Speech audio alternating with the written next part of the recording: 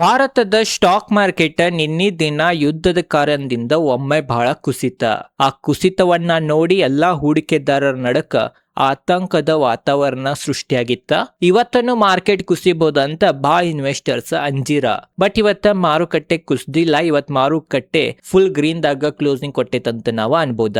ಅದ ಕಾರಣ ಯಾಕೆ ಮಾರುಕಟ್ಟೆ ಇವತ್ತು ಏರೈತಿ ಅದರಿಂದ ಕಾರಣಗಳ ಬಗ್ಗೆ ತಿಳ್ಕೊಳ್ಳೋಣ. ಗೋಲ್ಡ್ ಸಿಲ್ವರ್ ಬಗ್ಗೆನು ಎಕ್ಸ್ಪರ್ಟ್ ಗಳು ಏನನ್ನತಾರ ಅಂತ ಅದ್ರ ಬಗ್ಗೆ ತಿಳ್ಕೊಳ್ಳೋಣ. ಮತ್ತ ಮಾರುಕಟ್ಟೆ ಕುಸಿಬಹುದು ಏರ್ಬೋದು ಅಂತ ಅದ್ರ ಬಗ್ಗೆನು ಎಕ್ಸ್ಪರ್ಟ್ ಗಳು ಏನ್ ತಿಳ್ಸಾತಾರ ಅಂತ ಅದ್ರ ಬಗ್ಗೆನು ಡೀಟೇಲ್ ದಾಗ ಸರಳವಾಗಿ ನಾವ ತಿಳ್ಕೊಳ್ಳೋಣ. ನೋಡ್ರಿ ಇವತ್ ನಾವ ನಿಫ್ಟಿ ಪರ್ಫಾರ್ಮೆನ್ಸ್ ನೋಡ್ರೆ ನಿಫ್ಟಿ ಇವತ್ತು 0.34% ಏರಿ 23,962 ಕ್ಲೋಸಿಂಗ್ ಕೊಟ್ಟೈತಿ.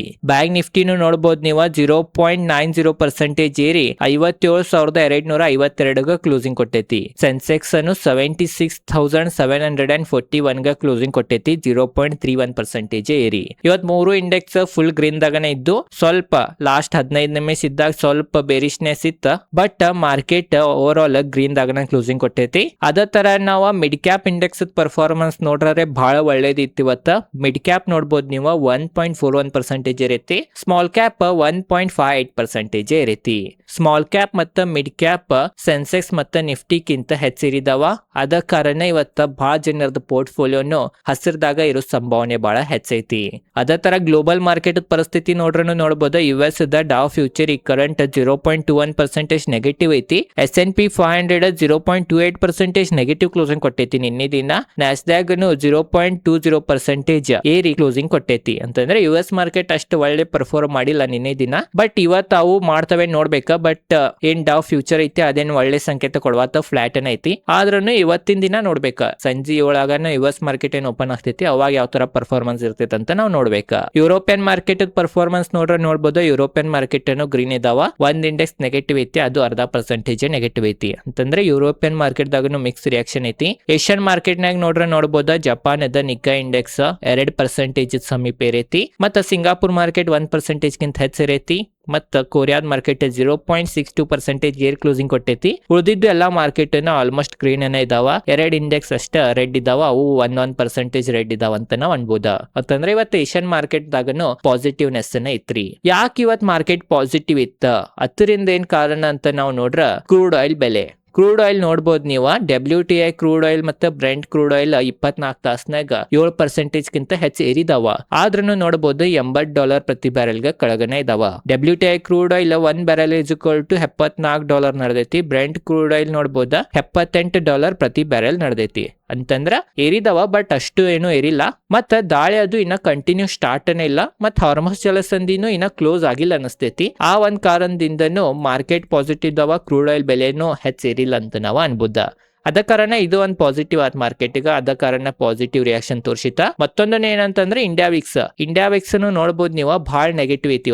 ಇವತ್ತಿನ ದಿನಾನ ನೋಡಬಹುದು 8.97% ನೆಗೆಟಿವ್ ಐತಿ. ಇಂಡಿಯಾ ವಿಕ್ಸ್ ಏನ್ ಇದು ಇಂಡೆಕ್ಸ್ ಐತಿದ, ಇದಕ್ಕೇನ್ ನಾವು ಇಂಡಿಯಾ ವಿಕ್ಸ್ ಅಂತೇವಿದ. ಯಾವಾಗನು ನೆಗೆಟಿವ್ ಇತ್ತಂದ್ರ ಮಾರುಕಟ್ಟೆಗ ಬಹಳ ಪಾಸಿಟಿವ್ ರೀ ಇದ.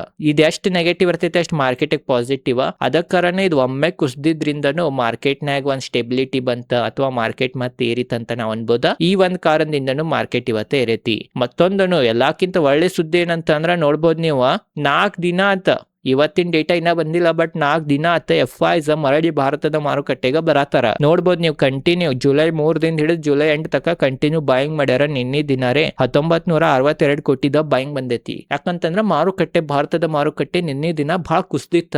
ಅದಕ್ಕೆ ಕಾರಣ ಅವ್ರಿಗೆ ಒಳ್ಳೆ ವ್ಯಾಲ್ಯೂಯೇಷನ್ ಸ್ಟಾಕ್ ಗಳು ಸಿಕ್ಕಿರಬಹುದು. ಅದ ಕಾರಣ ಸ್ವಲ್ಪ ಬಾಯಿಂಗ್ ಮಾಡ್ಯಾರ. DIs ಅವ್ರದ್ದು ಸಾಥ್ ಕೊಟ್ಟಾರ ನಿನ್ನೆ ದಿನ 790 ಕೋಟಿದ. ಅದು ಕಾರಣದಿಂದನು ಮಾರುಕಟ್ಟೆ ಸ್ಟ್ರಾಂಗ್ ಐತಿ ಅಥವಾ ಇವತ್ತನು ಏರಿನ ಕ್ಲೋಸಿಂಗ್ ಕೊಟ್ಟೈತಿ ಅಂತ ನಾವ್ ಅನ್ಬೋದ. FIs ಡೇಟಾ ನೋಡ್ರ. ಬಟ್ ಏನ್ ಮೊದಲ ಒಮ್ಮೆ 5-10 ಸಾವಿರ ಕೋಟಿದ್ ಬಾಯಿಂಗ್ ಬರ್ತಿತ್ತ, ಆ ತರ ಏನು ಒಮ್ಮೆ ಬಂದಿಲ್ಲ.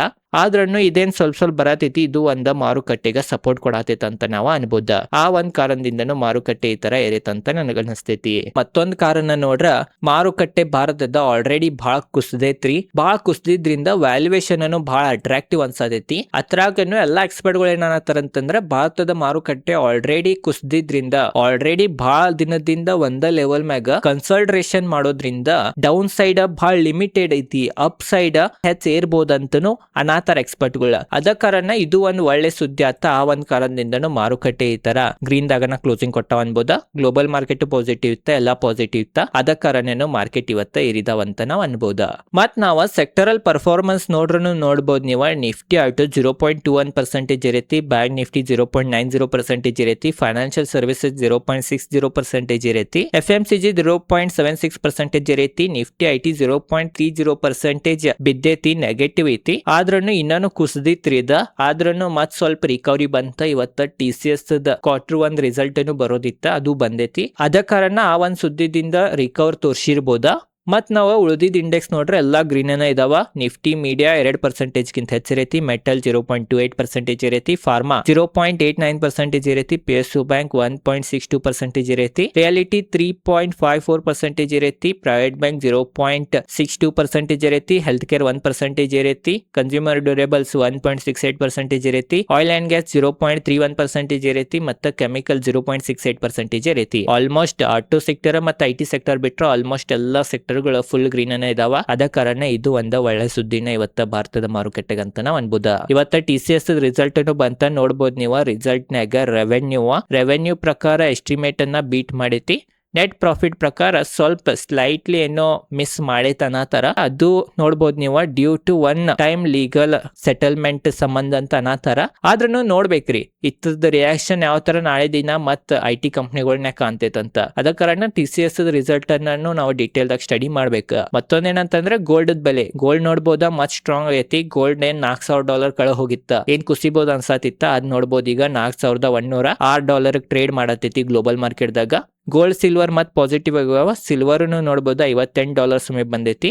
ಬಟ್ ಏನ್ $60 ಅದು ಇತ್ತ, ಅದ್ರ ಮ್ಯಾಗ ಏನ್ ಇನ್ನ ಹೋಗಾಕ ಆಗಿಲ್ಲ. ಆದ್ರೂ ಸಹ ನೋಡ್ಬೋದು ನೀವು ಸಿಲ್ವರ್ 1% ಗಿಂತ ಹೆಚ್ಚಿ ಕರೆಂಟ್ ಇರುತ್ತೇನೆ. ಗೋಲ್ಡ್ ಸಿಲ್ವರ್ ಈ ತರ ಇರಕ್ ಮೇನ್ ಕಾರಣ ಏನಂತಂದ್ರೆ ಏನ್ ಯುದ್ಧ ಮತ್ ಸ್ಟಾರ್ಟ್ ಆಗೈತಿ. ಅದ ಕಾರಣ ಗೋಲ್ಡ್ ಸಿಲ್ವರ್ ಪಾಸಿಟಿವ್ ಆಗಿರ್ಬೋದು ಅಂತ ಎಕ್ಸ್ಪರ್ಟ್ ಗಳು ಅನ್ನತಾರ. ಯಾಕಂತಂದ್ರೆ ಗೋಲ್ಡ್ ಸಿಲ್ವರ್ ಗ ಅನ್ಸರ್ಟನಿಟಿ ಸೇರ್ತೈತಿ. ಏನ್ರ ಕೆಟ್ಟ ಸುದ್ದಿ ಬಂದ್ರೆ ಇವಕ್ಕ ಹಬ್ಬಿದ್ದಂಗ. ಅದ ಕಾರಣ ಗೋಲ್ಡ್ ಸಿಲ್ವರ್ ಏರಿದಾವ. ಬಟ್ ಇನ್ನೂ ಹೆಚ್ಚಿರ್ತಿದ್ದು. ಬಟ್ ಡಾಲರ್ ಭಾಳ ಸ್ಟ್ರಾಂಗ್ ಆಗತೈತ್ರಿ. ಡಾಲರ್ ಇಂಡೆಕ್ಸ್ ಭಾಳ ಸ್ಟ್ರಾಂಗ್ ಆಗತೈತಿ. ಅದ ಕಾರಣ ಡಾಲರ್ ಇಂಡೆಕ್ಸ್ ಸ್ಟ್ರಾಂಗ್ ಆತಂದ್ರೆ ಗೋಲ್ಡ್ ಸಿಲ್ವರ್ ಇರಂಗಿಲ್ಲ. ಇದು ಒಂದ್ ನೆಗೆಟಿವ್ ಪಾಯಿಂಟ್ ಇವಕ್ ಆಗ್ಯದಾವ. ಆದ್ರೂ ಏನೀಗ ಅನ್ಸರ್ಟನಿಟಿ ನಡೆದೈತಿ. ಏನ್ ಒಪ್ಪಂದ ಆಗಿತ್ತು 60 ದಿನದ, ಅದು ಸಹ ಏನ್ ಮುರ್ದೈತಿ US ಮತ್ ಇರಾನ್ ನಡಕ. ಅವೆಲ್ಲಾ ಸುದ್ದಿಗಳು ನೋಡ್ರೆ ಗೋಲ್ಡ್ ಸಿಲ್ವರ್ ಮ್ಯಾಗನು ವಲ್ಟಾಲಿಟಿ ಹೆಚ್ಚಾಗಬಹುದು ಅಂತಾನು ಅನ್ನತ್ತಾರ. ಅದ ಕಾರಣ ಗೋಲ್ಡ್ ಸಿಲ್ವರ್ ಮ್ಯಾಗನು ನಿಮ್ದ ಕನ್ನ ಇರ್ಬೇಕ. ಮತ್ತೊಂದೇನಂತಂದ್ರ ರುಪೀಸ್ ಡಾಲರ್ ವಿರುದ್ಧ ಮತ್ ವೀಕ್ ಆಗತೈತಿ. ನೋಡ್ಬೋದು ನೀವು $1 = 95.51 ರುಪೀಸ್ ಆಗೈತಿ. ರುಪೀಸ್ ವೀಕ್ ಆಗಕ್ ಮೇನ್ ಕಾರಣ ಏನಂತಂದ್ರ ಮತ್ ಕ್ರೂಡ್ ಆಯಿಲ್ ಬೆಲೆ ಏನ್ ಸ್ಲೈಟ್ಲಿ ಏರೈತಿ. ಅದ ಕಾರಣನು ಆಗಿರ್ಬೋದ. ಮತ್ತ ನ್ಯಾಚುರಲಿ ಡಾಲರ್ ಭಾರತದ ಕರೆನ್ಸಿಗೆ ಅಷ್ಟೇ ಇಲ್ಲ, ಜಗತ್ತದ ಎಲ್ಲಾ ಕರೆನ್ಸಿಯನ್ನ ನೋಡ್ರ ಡಾಲರ್ ಸ್ಟ್ರಾಂಗ್ ಆಗತೈತ್ರಿ.